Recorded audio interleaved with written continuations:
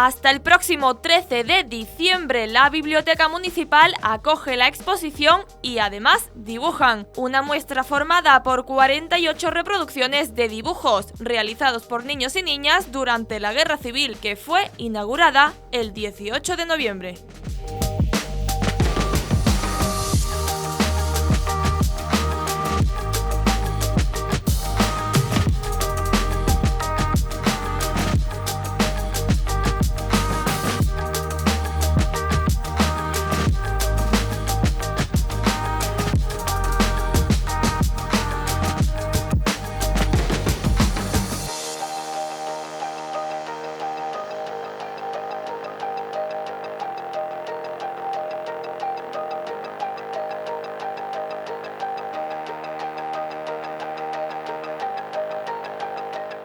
Buenas tardes y gracias por venir a acompañarnos hoy en esta inauguración tan especial. Presentamos Y además dibujan, una exposición que nos invita a mirar la guerra civil desde un lugar poco habitual, los ojos de los niños y niñas que la vivieron. En estos dibujos, hechos con lápices sencillos sobre papeles de cuaderno, se reflejan el miedo, la pérdida, las evacuaciones, los bombardeos, pero también la creatividad, la esperanza y esa capacidad de los más pequeños para encontrar luz incluso en medio del horror. Esta muestra es, ante todo, un homenaje a aquellos niños y niñas que tuvieron que abandonar sus casas, sus barrios y, en muchos casos, a sus propias familias, y a quienes dedicaron sus vidas a protegerlos, especialmente las organizaciones de ayuda internacional y los llamados cuáqueros, que cruzaron un océano para socorrer a la infancia española. Los dibujos que contemplamos proceden de distintas colecciones. 40 de ellos pertenecen a los fondos de la Biblioteca Nacional de España, realizados por niños evacuados a las colonias del Levante. Y otros 8 fueron dibujados por niñas y niños que, tras huir de la guerra, fueron exiliados a la URSS, a la Unión Soviética, y cuyos trabajos se conservan hoy en el Archivo Nacional de Cataluña. Son, en conjunto, 48 testimonios vivos, 48 miradas infantiles que nos interpelan casi un siglo después. Porque, como escribió Walter Benjamin, es necesario escribir la historia de los vencidos. Y aquí esa historia se dibuja con trazos de colores, con manos pequeñas que intentaron comprender lo incomprensible.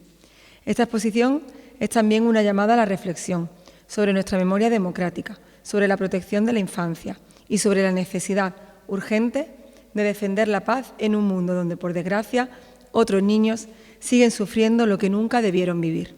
Para comprender mejor esta colección y el trabajo que hay detrás, contamos hoy con la persona que ha hecho posible esta muestra. Él es Vladimir Merino Barrera, comisario de la exposición, investigador de memoria democrática e hijo de una de las niñas evacuadas en la Unión Soviética en el año 1937. Así que, sin más, os dejo con él, para que os hable del origen, el sentido y la importancia de estos dibujos que hoy recuperamos para la memoria colectiva.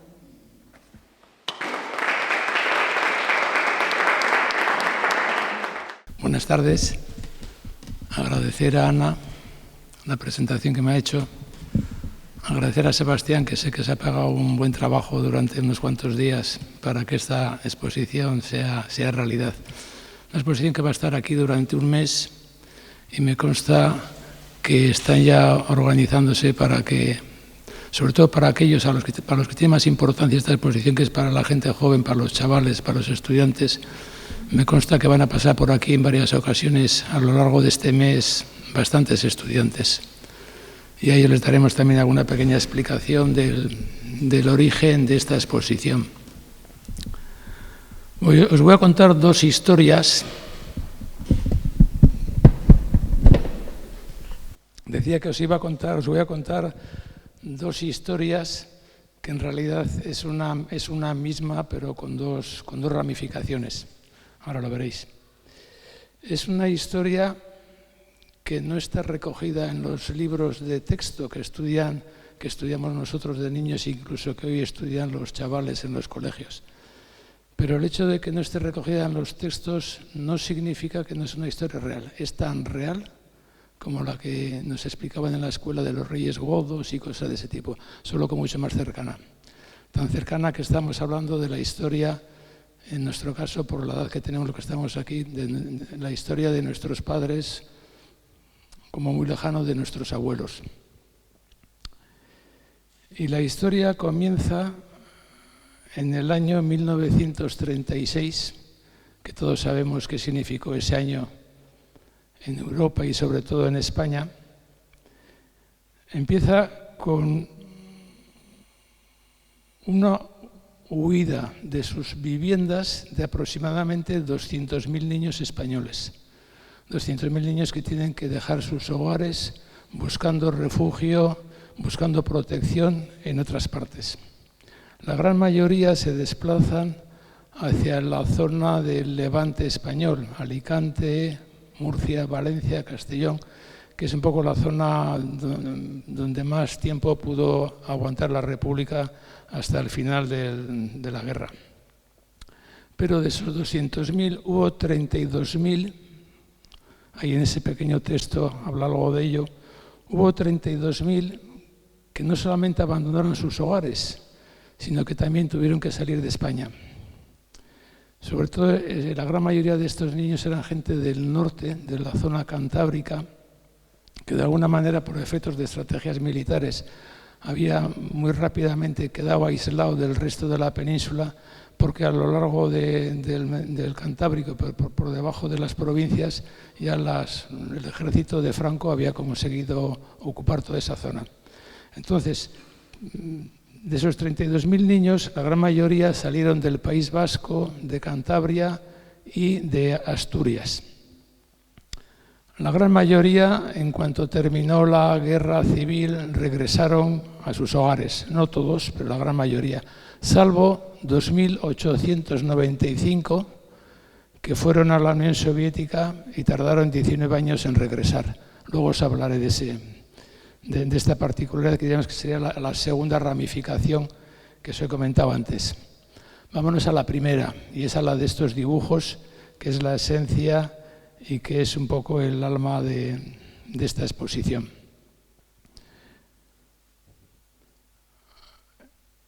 Durante la República, en los primeros años, el gobierno, entendiendo que la educación era un factor importante para los niños, para la juventud, se basó en las teorías de un pedagogo del siglo XIX, pero que murió a principios del XX, que se llamaba Francisco Giner de los Ríos.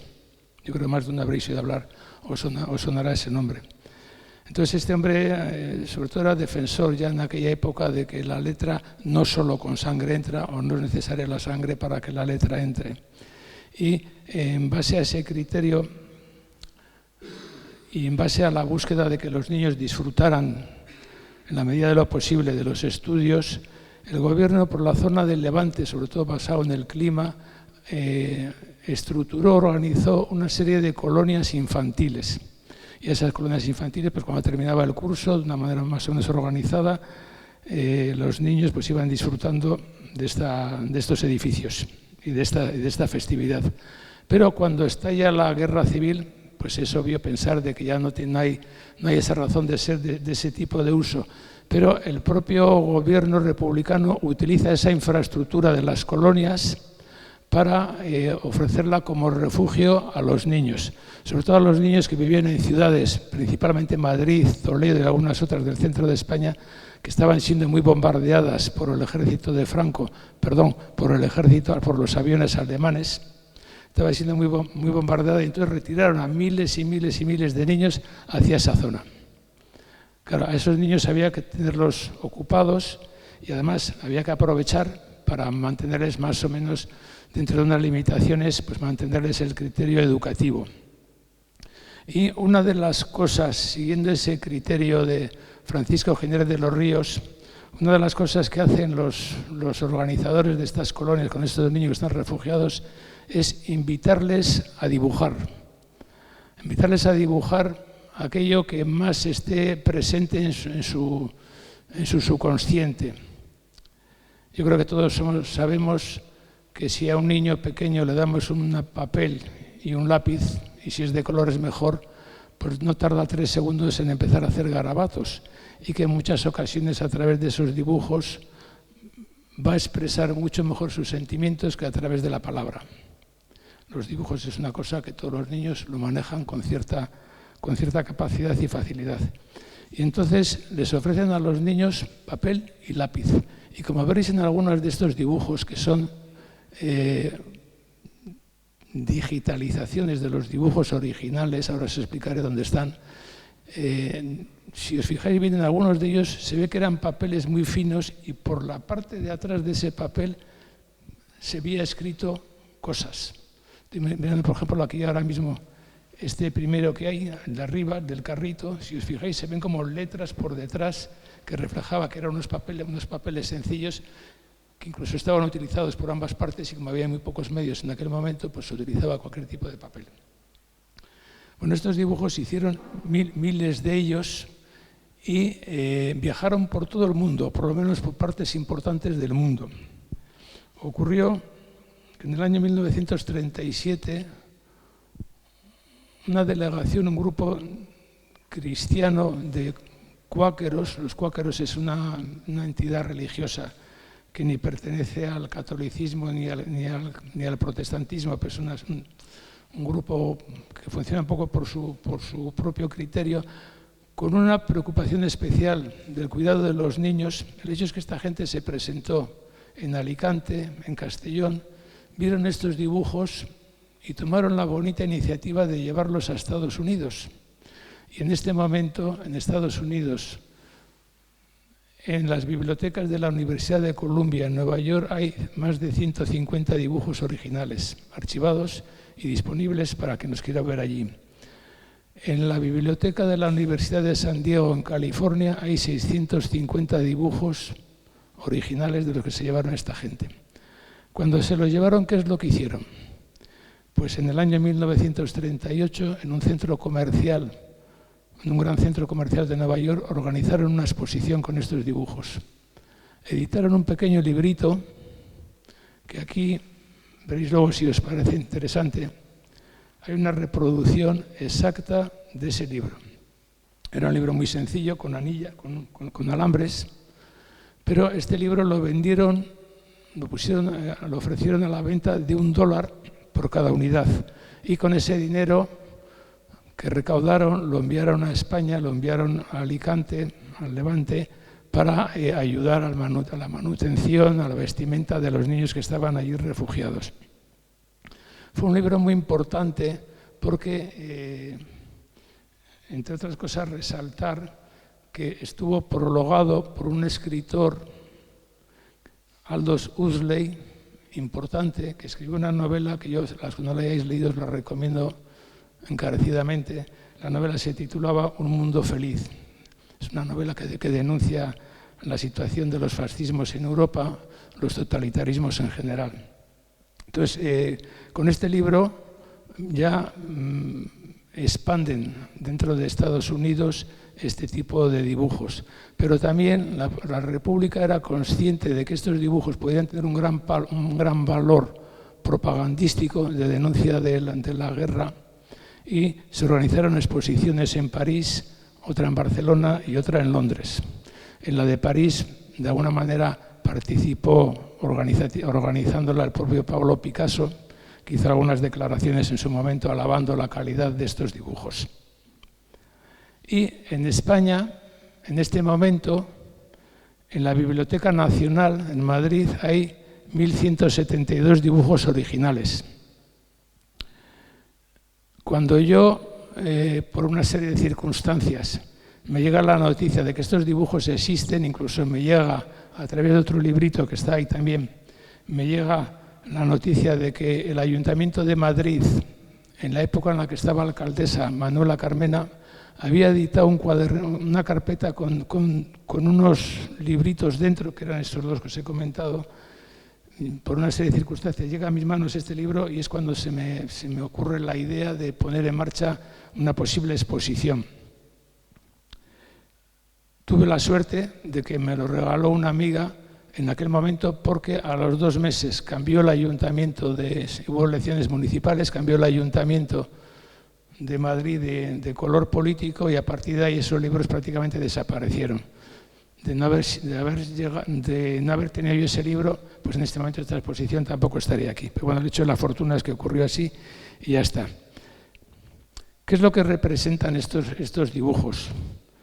Bueno, yo creo que sobre todo representan un valor histórico fundamental, importante. Sabemos que la escritura en la humanidad tiene una antigüedad como máximo de 5.000 años, pero sin embargo la historia nuestra es muy anterior. En las cosas que pasaban en nuestros antepasados, en las cosas que ocurrían, muchas de ellas llegaron a nosotros a través de los relatos verbales, a través de los diálogos. Pero incluso anteriormente hubo una forma de expresión vamos a llamarle el Homo sapiens, es decir, nosotros, con nuestros 200.000 años de antigüedad como Homo sapiens, había una forma de expresión y de transmisión de conocimiento, de experiencias o de valores, y era la pintura.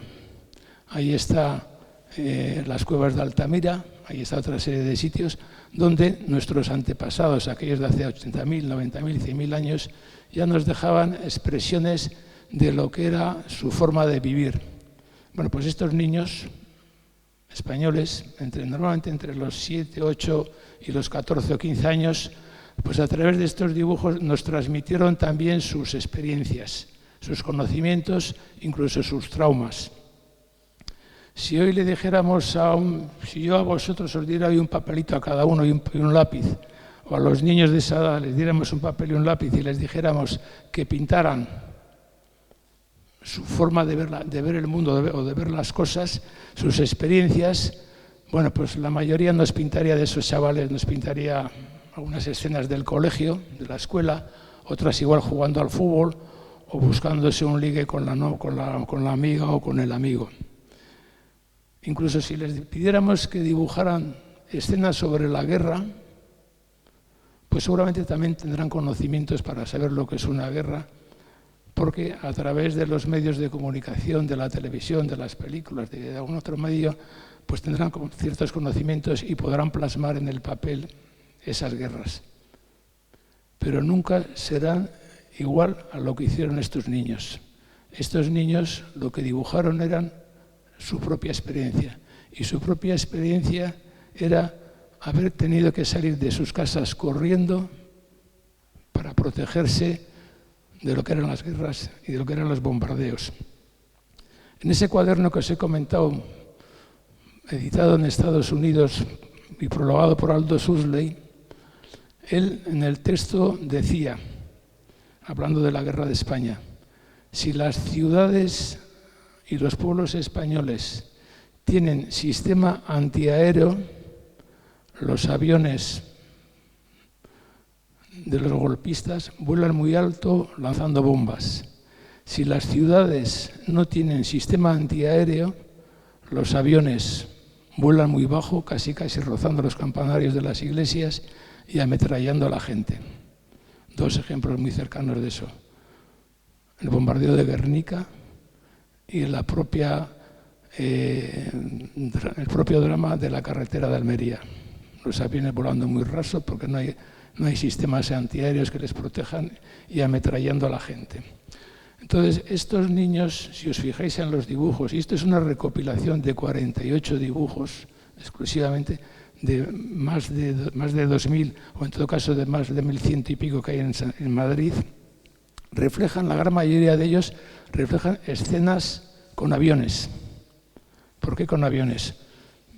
Yo creo que ninguno de nosotros hemos tenido la suerte de no tener que pasar por ese trauma, pero imaginémonos, sobre todo siendo niños, con lo que es la imaginación de un infante, imaginémonos aviones volando por encima de los tejados y ametrallando a la gente, el estado psicológico en el que se tienen que encontrar esos niños.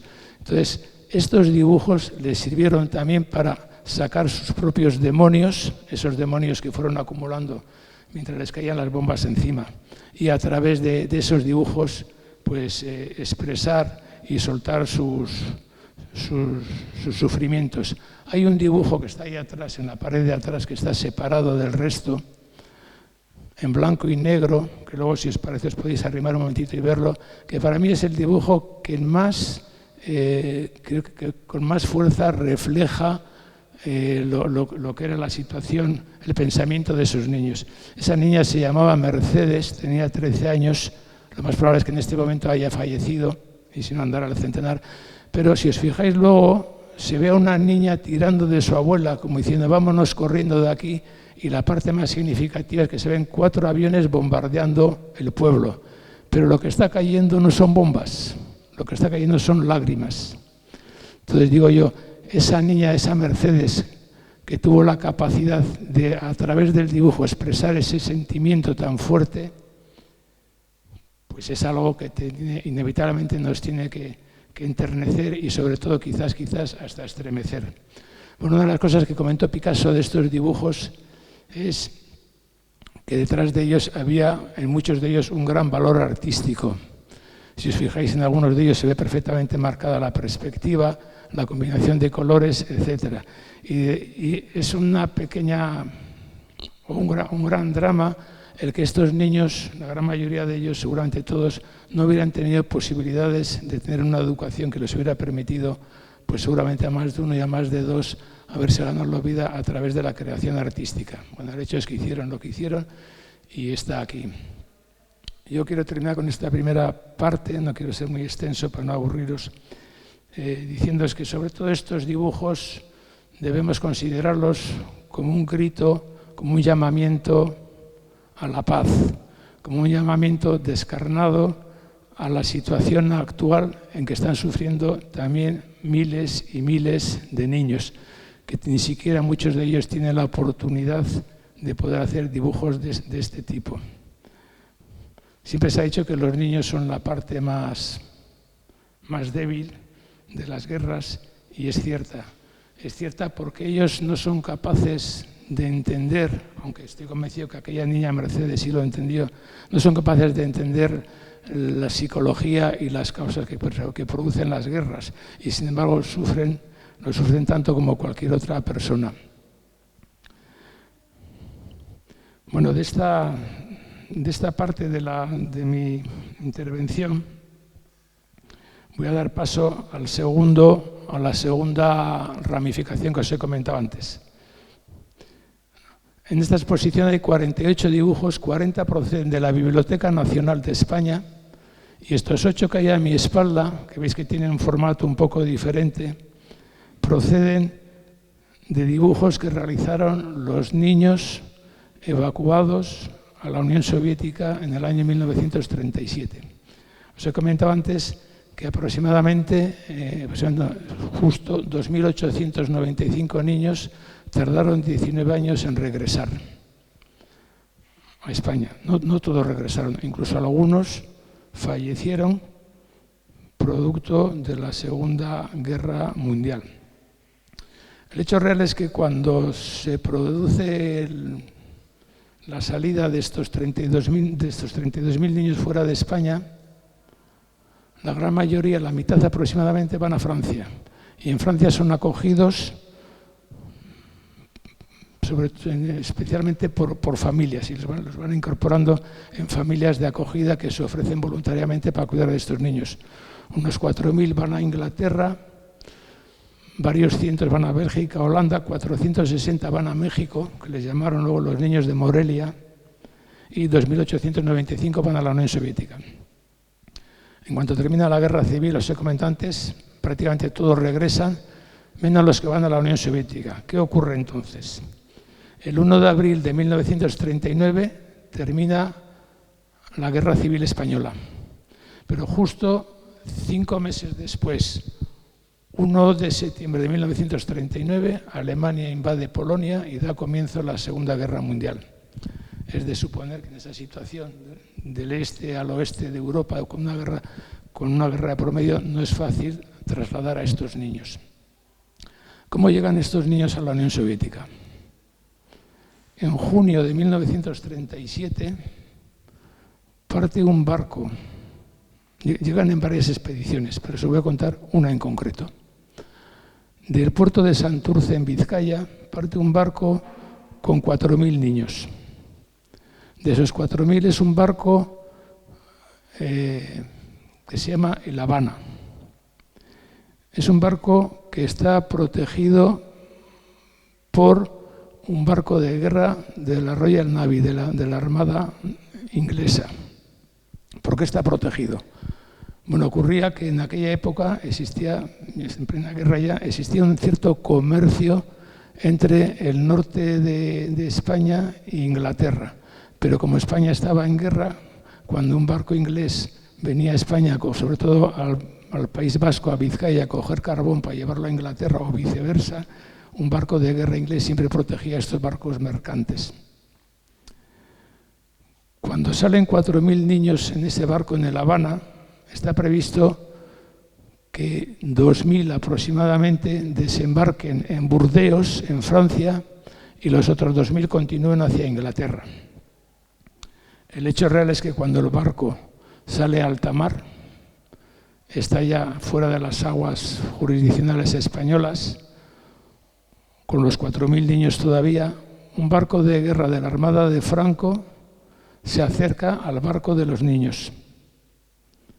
En ese momento parece ser que hay algún tipo de intercambio de comunicación por radio entre el barco de guerra de Franco y el barco de guerra de los ingleses, y el barco de guerra inglés se mete de por medio, el barco de guerra de Franco da la vuelta y se marcha. Bueno, nunca se sabrá, pero posiblemente de no haber existido no haber estado presente ese barco de guerra inglés, hoy yo no estaría aquí contándoos esta historia, porque en ese barco iba mi madre con 11 años y un hermano suyo, un tío mío, con 9 años. Se bajan en Burdeos y ahí montan en otro barco que les lleva directamente hasta la Unión Soviética. En la Unión Soviética, eso es que os he comentado, vivieron 19 años y pasaron situaciones bonitas, alegres y también traumáticas. Las bonitas y alegres, decir que eran en el tiempo desde que llegaron hasta que estalla la Segunda Guerra Mundial. Hay que decir, porque yo lo he oído de mi madre muchas veces, los niños españoles vivían mucho mejor incluso que los propios niños rusos. Entendamos que en aquella época la situación económica de la Unión Soviética, casi recién salida de la revolución, era relativamente difícil, y sin embargo a los niños españoles se les trató con verdadera delicadeza. Tanto que de los 2.895 niños que estuvieron en la Unión Soviética, niños que iban entre los 5 y los 14 años, ninguno olvidó el idioma español. Y esto que puede parecer una obviedad, no lo es tanto. Yo vine a España con 5 años. A los 6 años sabía el idioma español, pero ya no sabía el ruso. En aquella época, con mi madre fui al País Vasco, a casa de mis abuelos. En aquella época, hablar el euskera por las calles estaba prohibido. Si a alguien le oían hablando en euskera, terminaba en comisaría. Imaginaros, año 1956, como para hablar en ruso. El hecho real es de que es una edad en la que es muy fácil aprender un idioma nuevo, pero igual de fácil es olvidarlo.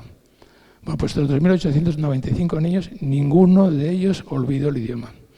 Tanto es así que desde el comienzo, porque en esa expedición de niños españoles iban también maestros y algunos médicos que había puesto la República a su disposición en la idea de que volverían relativamente pronto, pues estos maestros fueron dándoles clases, enseñanza en castellano, y al mismo tiempo iban aprendiendo el idioma ruso, y según aprendían el idioma ruso iban incorporándoles más asignaturas hasta que al final aproximadamente el 30% de los niños españoles que estuvieron allí terminaron con carrera universitaria. Luego os hablaré un poquito de esto.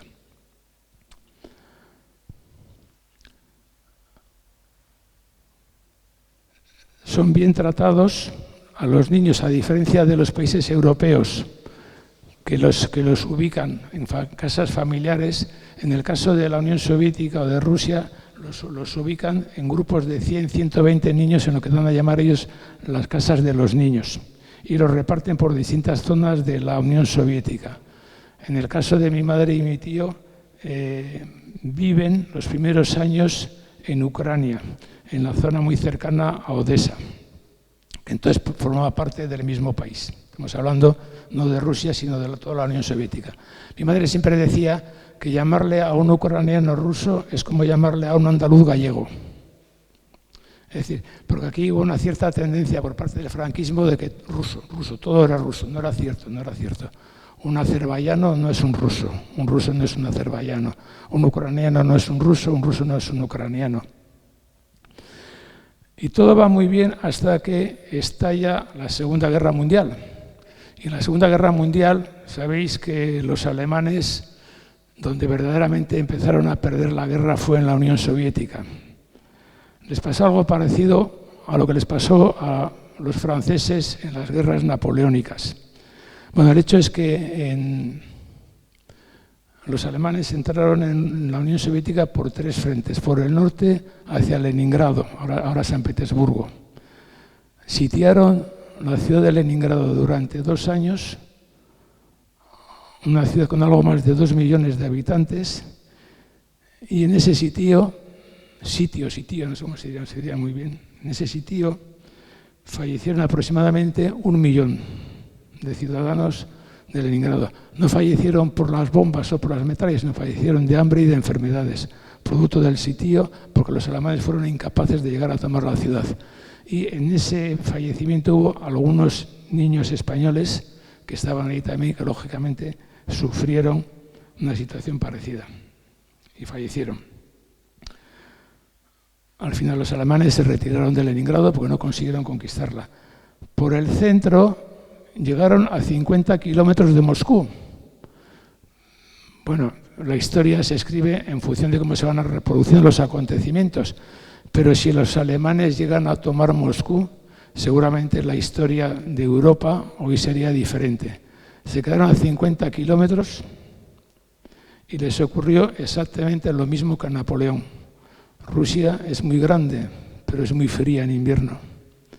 Y entonces, así como Napoleón con sus caballos y sus soldados tuvo que meterse el rabo entre las piernas y echar marcha atrás, los tanques alemanes, la artillería alemana y los soldados alemanes estaban absolutamente desquiciados cuando habían conseguido llegar a 50 kilómetros de Moscú, y de ahí ya no pudieron seguir para adelante y tuvieron que retroceder. Y por la zona sur entraron por Ucrania. Cuando los niños españoles, entre ellos mi madre y mi tío, estaban en Ucrania, a todos los niños españoles los metieron en un tren para hacerles escapar de la invasión alemana. Los metieron en un tren y los mandaron hacia Siberia. Mi madre solía comentar que, habiendo vivido 2 guerras, en la primera tuvo que escapar de los bombardeos de los alemanes en Bilbao, que estaban refugiados, y en la segunda tuvo que escapar de Rusia, de Ucrania, también de los bombardeos de los alemanes. Yo creo que mi madre solía comentar que a ella le robaron la infancia. Yo digo que a ella y a esos 2.895 niños le robaron la infancia en la Guerra Civil Española y les robaron la juventud en la Segunda Guerra Mundial. De esto no se habla nada en los libros de historia, pero 2.895 niños, casi 3.000 niños que tienen que pasar por esas circunstancias, creo que merecería como mínimo un pequeño capítulo en los libros de texto de las escuelas. Pues no hay nada de eso. Bueno, el hecho es que cuando los alemanes están ya ocupando Ucrania, a todos los niños españoles los refugian echando hacia atrás en Stalingrado, una ciudad que ahora mismo se llama Volgogrado, pero que seguramente los que tenéis un poquito de conocimiento de la historia sabéis que en Stalingrado hubo una gran batalla bélica entre los rusos y soviéticos y los alemanes. Aproximadamente 1 millón de fallecidos en esa ciudad. 48 horas antes de que los alemanes empezaran a bombardear Stalingrado, a los niños españoles los metieron en un tren y se lo llevaron para Siberia. En ese camino hacia Siberia iban en un tren, no era como el AVE de ahora, ni los trenes elegantes de ahora con calefacción y estas cosas. Era un tren sin calefacción cuando la maquinaria estaba parada y sin muchos medios. Pero al fin y al cabo era un tren que iba camino de Siberia. Y en ese camino tuvieron un percance de cierta importancia, por lo menos en el caso de mi familia. Yo creo que los que estamos aquí todos hemos visto, habremos ido a hablar de la película Doctor Zhivago. Doctor Zhivago, si os acordáis, la familia de Omar Sharif, la familia Zhivago, se la llevan los bolcheviques detenida hacia Siberia, y hay un momento en el que, como viajan en un tren en vía única, no hay dos vías de dirección, viajan en un tren en vía única, tienen que meter ese tren en un andén, en una vía muerta, porque en sentido contrario, estoy hablando de la película Doctor Zhivago, en sentido contrario viene un tren cargado de soldados para ir al frente para combatir contra los alemanes en la Primera Guerra Mundial. Y ahí es donde se ve la escena, si os acordáis, de Omar Sharif, que se baja del tren, anda por la calle y tiene los bigotes totalmente congelados, blancos, las escenas de nieve. Bueno, esa escena está rodada en Soria, no está rodada en Rusia. En aquella época, la novela de Boris Pasternak, Doctor Zhivago, estaba prohibida en la Unión Soviética. Segunda Guerra Mundial. Un tren con cientos de niños españoles camino de Siberia. Vía única. Tiene que meterse en un andén de vía muerta en una pequeña aldea, porque en sentido contrario viene un tren cargado de soldados para combatir contra los alemanes, Segunda Guerra Mundial. Hace un frío del carajo, 20-25 grados bajo cero. Os he dicho antes que las condiciones del tren no son precisamente buenas. Están en esa vía muerta aproximadamente 24 horas. Cuando el tren está parado no hay calefacción. Y además es un tren que tampoco lleva médicos. Y 4 soldados protegiendo a esos niños, que ya algunos ya no son tan niños. Salieron de España en el 37, estamos hablando ya del 41, 42, pues habían pasado ya 4 o 5 años. El hecho real es de que cuando están en ese tren, en ese andén de vía muerta, los niños españoles están pasando relativamente hambre. Y mi tío, junto con otros chavales, que ya mi tío fue con 9 y entonces tendría ya 13, 14 años, parece ser que era bastante tirado para adelante, descubren en la aldea que está cercana al andén, descubren una caseta que está llena de manzanas. Manzanas que parece ser que no estaban todavía como muy maduras.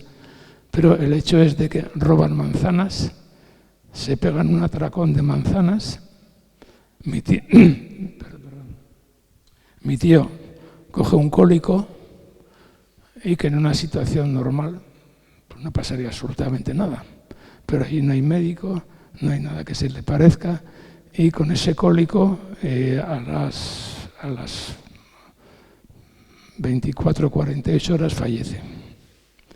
Pero el tren ya sigue su camino, ya con un primer muerto, aunque lo llevan en el tren, sigue su camino hacia una ciudad que se llama, podréis verla luego en el mapa, Ufa, U-F-A, que está justo en la falda de los Urales. Digo 20-25 bajo cero.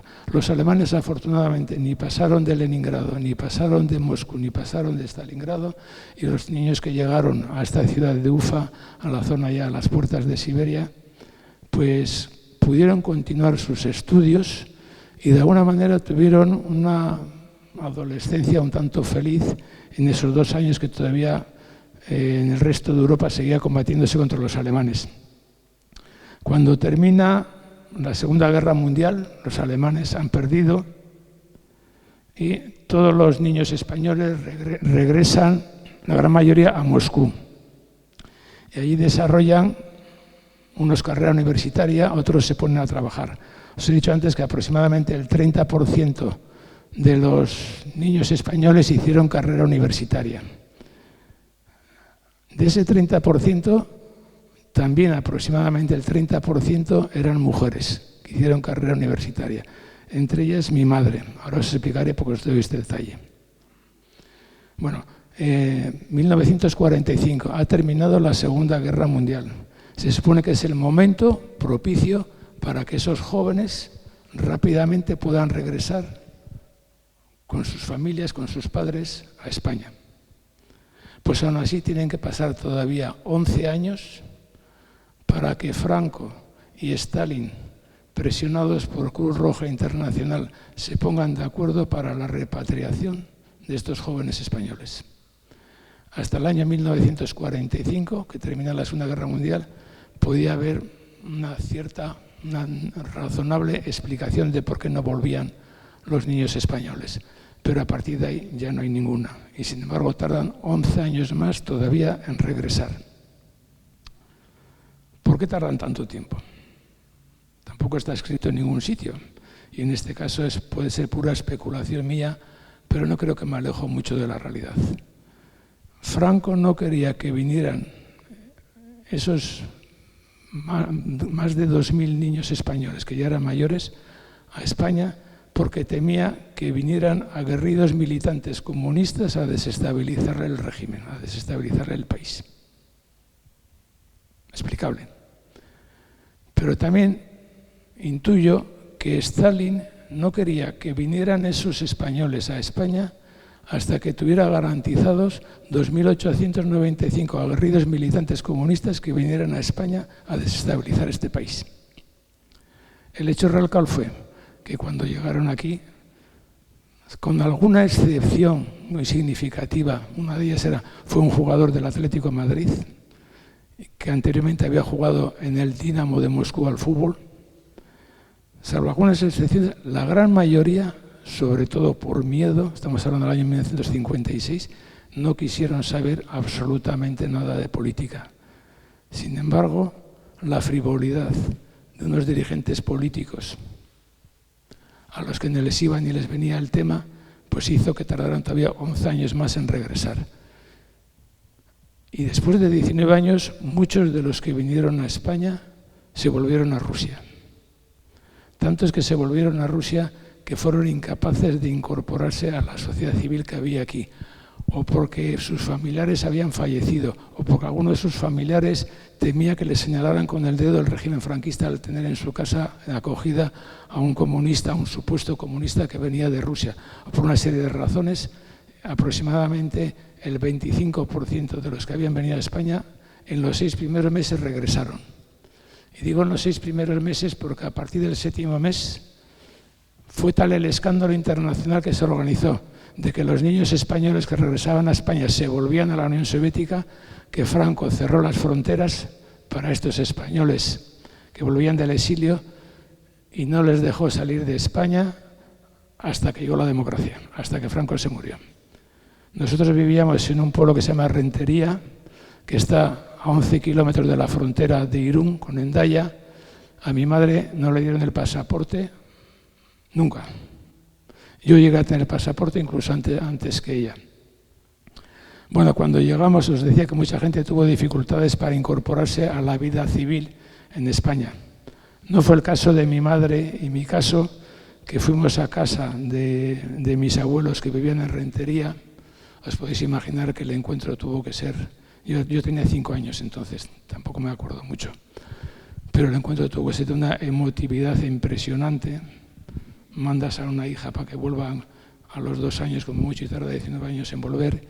Y además, mandas a 2 hijos y solamente vuelve uno. Pero el hecho es que cuando estamos ya a las pocas semanas de estar ya a Low House, en casa de mis abuelos en Rentería, yo poco a poco voy parloteando y aprendiendo el castellano y olvidando el ruso, como decía antes. Pero un buen día por la mañana llaman a la aldaba donde vivían mis abuelos. No había timbre en la aldaba, es el puño ese que es metálico. Abre mi abuela la puerta y se encuentra con el párroco de Rentería, que le dice: me he enterado que aquí hay un niño que no está bautizado. En aquella época era obligatorio el bautismo, ya no, pero en aquella época era obligatorio el bautismo. Me he enterado que aquí hay un niño que no está bautizado y esto hay que arreglarlo rápidamente. Mi madre, que está allí, le aclara al párroco de que está equivocado, que es un niño sí está bautizado. No, pero ¿cómo puede ser esto, que esté bautizado? Si en Rusia no está prohibida la religión, no se bautiza. Mi madre le aclara con mucha prudencia, le aclara que en Rusia la religión no estaba prohibida, que en Rusia no estaba promocionada desde el Estado, Hoy pondríamos el ejemplo de la declaración de la renta, la casilla número tal, en la que a través de la recaudación del Estado se le paga a la Iglesia Católica. En Rusia no tenía ningún tipo de facilidades las religiones, pero no estaban prohibidas. Tan no estaban prohibidas que cuando yo nazco, vivimos a 20 kilómetros de Moscú, en una aldea pequeñita. Mi madre trabaja en una fábrica y mi madre no tenía ningún interés en bautizarme, pero la presión social de sus compañeras de trabajo: Carmen, qué rara eres, ¿cómo no vas a bautizar a tu niño, por favor? Bueno, pues mi madre cede a esa presión social del pueblo ruso y me bautiza. Cuando le explica esto al párroco de Rentería, el párroco de Rentería dice: bueno, pero esa religión no es la verdadera, así que hay que volver a bautizarle. Bueno, yo siempre digo en esta circunstancia, y creo que es uno de los pocos puntos simpáticos de la conversación, de la charla que os estoy dando, es que yo no soy creyente, pero si el cielo existe, lo tengo mucho más ganado que todos vosotros, porque estoy bautizado 2 veces. Y además del segundo bautizo me acuerdo. Había una película, y ya termino con esto, había una película de Ricardo Darín, argentina, que se titulaba El novio, el hijo de la novia. Creo que era así, el hijo de la novia. Bueno, no me acuerdo muy bien. El hecho real es de que la madre de Ricardo Darín tiene un Alzheimer fantástico, no se acuerda de nada, pero ocurría que vivía con su compañero, pero no estaban casados. No estaban casados desde hacía 20 y tantos años, pues Ricardo Darín, que era el hijo de la protagonista, ella mayorcita. Pero dentro de su Alzheimer reivindica ante su hijo que la lleve a la iglesia porque se quiere casar con su compañero. Entonces, Ricardo Darín va a hablar con el párroco del pueblo y le dice que su madre se quiere casar, pero tu madre está con Alzheimer. Dice: sí, y yo no puedo aplicar el sagrado sacramento del matrimonio con una persona que no sea consciente de lo que está recibiendo. Entonces Ricardo Darín, el hijo de la novia, le dice: don Francisco, que nos conocemos de toda la vida, que usted me bautizó a mí y yo de consciente en aquella época no tenía absolutamente nada. En fin, anécdotas. Que por mi parte termino insistiendo, hoy estamos poquita gente, pero aquí durante un mes puede pasar mucha gente. Invitarle a la gente a que pase a ver esta exposición, explicándoles el valor humano, sentimental y histórico que tiene. Hubo un fotógrafo durante la Guerra Civil Española, Robert Capa, quizás a algunos pueda sonar. En todo caso, si os sonara una fotografía, este era un fotógrafo húngaro, Robert Capa, una fotografía en la que se ve un miliciano que está cayendo, parece que le ha pegado un tiro y está con un fusil así como cayéndose. Seguramente si la veis por ahí la conoceréis. Bueno, Robert Capa plasmó muy hábilmente con una máquina de fotografiar lo que él en ese momento estaba viendo. Y eso ha pasado a formar parte de la historia de la Guerra Civil Española. Estos niños no necesitaron una máquina de fotos para plasmar no lo que estaban viendo, sino lo que estaban viviendo. Hoy debemos decir que es una forma de leer, de interpretar la historia, que estos niños también escribieron la historia. Muchas gracias. Y cualquier duda que tengáis que os pueda aclarar, encantado de hacerlo. Muchas gracias.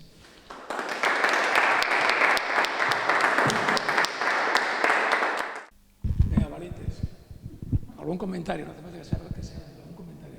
Pues yo tengo un amigo, tengo un vecino que estuvo allí y si no me hacéis una pregunta yo me voy a hacer una, pero me gustaría que me la hicierais vosotros. No pasa nada. Me voy a hacer una pregunta que estoy convencido que en vuestro subconsciente más de uno os la habéis hecho, pero no os atrevéis a preguntarla, aunque tengo que decir que cuando doy esta misma charla a los chavales de los institutos, de vez en cuando alguno se adelanta y se atreve a preguntármela. Os he hablado de mi madre y os he hablado de mí, pero en aquella época el Espíritu Santo no existía o no funcionaba como funcionó hace 2000 años. ¿Qué quiero decir con esto? Que falta una pata de la que no he hablado hasta ahora y que me imagino que os habéis dado cuenta de que no he hecho ninguna referencia a ella. Falta la pata de aquel que aporta la semilla para que yo nazca. Se llamaba Sabán y era albanés. Cuando mi madre regresa de Ufa a Moscú y se incorpora a la universidad, conoce a un joven que está estudiando con una beca en Moscú. Es una beca que da el gobierno soviético al gobierno albanés, que todavía estaba más atrasado que la propia Unión Soviética. Una beca que da para que algunos estudiantes albaneses vayan a Moscú a hacer carrera. Entonces mi madre conoce a este joven, mi padre biológico, conoce a este joven, terminan en el mismo año la carrera universitaria. Mi madre estudia el equivalente a perito industrial, lo que aquí sería ingeniero técnico, lo que aquí sería el peritaje. Termina la carrera y en cuanto termina la carrera, mi padre biológico le dicen de las autoridades soviéticas que se tiene que marchar de Rusia. Que se tiene que marchar de Rusia y tiene cierta lógica porque ha terminado ya la carrera universitaria, ya no hay beca, su familia está en Albania, en Tirana, y por lo tanto se tiene que marchar para allí. Hasta ahí razonable. Mi madre está ya embarazada y solicita permiso para marcharse con su compañero, con su novio, con su amante, marcharse con él a Albania. La contestación que le dan las autoridades soviéticas es: si habéis venido juntos los 2.895 españoles, os marcharéis juntos. De aquí no puede salir nadie por su cuenta. Bueno, esto que os he contado puede parecer un cotilleo de revista de lecturas o de Lola o de alguna de estas, pero siempre la digo porque creo que es necesario remarcar a veces la falta de sensibilidad que pueden tener los dirigentes políticos para que en circunstancias como esta, sin afectarles absolutamente para nada, destrozan una relación amorosa y de vida entre una pareja que no hace absolutamente daño a nadie, que podía perfectamente haber siguiendo organizando su vida a su manera y sin embargo por decisiones absurdas, políticas tomadas desde un despacho detrás de una mesa, pues generan las dificultades que generan. El hecho real es que mi padre biológico se tiene que marchar de Rusia, mi madre no puede salir de Rusia. Durante 5 años ella sigue viviendo en Rusia como el resto de los españoles. Yo nací en el año 1951. Mantienen correspondencia y cuando en el año 1956, en un barco que se llamaba el Crimea, vienen ya varios cientos de jóvenes españoles, entre ellos vengo yo también como un niño de 5 años, durante 3 o 4 años más siguen manteniendo correspondencia entre Albania y España, siempre en ruso, y por lo tanto siempre las cartas que recibía mi madre llegaban abiertas. Algún día hablaremos de la censura. Llegaban abiertas y a los 4 o 5 años, no menos, a los 3 años aproximadamente, ambos, mi padre biológico y mi madre, deciden que esto no tiene arreglo, él no puede venir a España, ella viviendo en un régimen de Franco tampoco puede salir de España, los comandantes no dejaban salir, y yo creo que inteligentemente los dos deciden que cada uno haga su vida como pueda, que se busquen el presente y el futuro de otra manera y rehagan su vida. Insisto, es de injusticia las barbaridades que puede cometer un político en un momento dado con cosas que no le afectan absolutamente para nada y el daño que pueden hacer a cualquier ciudadano, a cualquier persona. No es una novela que os cuento de ficción, sino que es la pura realidad. Hay otro detalle que se me olvidó antes comentaros. A los 6 meses aproximadamente de llegar los españoles a España, los niños españoles que no son niños, les llaman a Madrid. Mi madre recibe un sobre con una convocatoria para que esté presente tal día, a tal hora, en la Delegación General de Seguridad, en la Madrid, en la Puerta del Sol, que hoy es la sede del gobierno autonómico madrileño, donde está el despacho de Isabel Ayuso. Entonces era la central de la Policía Nacional. Y en ese billete van 2 billetes de tren. San Sebastián, Madrid.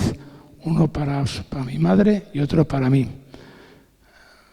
Le hacen un interrogatorio intentando sacarle información de la Unión Soviética.